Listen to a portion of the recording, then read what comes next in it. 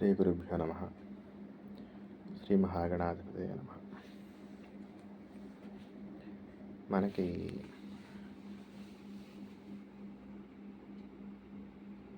ఎవరికైనా ఒక విషయం చెప్పేటప్పుడు మన స్థాయి ఏమిటి, అవతల వారి యొక్క స్థాయి ఏమిటిని ఆలోచించుకొని ఒక విషయం చెప్పాలి. ఎందుకంటే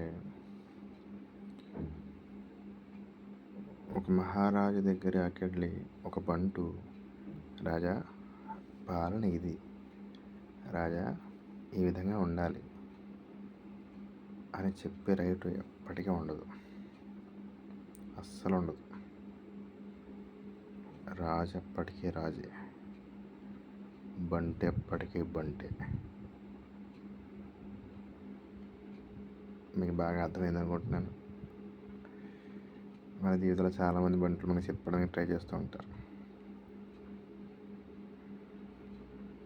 సమయాని కోసం నేను ఏదో వాటికి సలహా ఇచ్చేసాను, గొప్పవాడిని అయిపోయానని ప్రూవ్ చేయడం కోసం.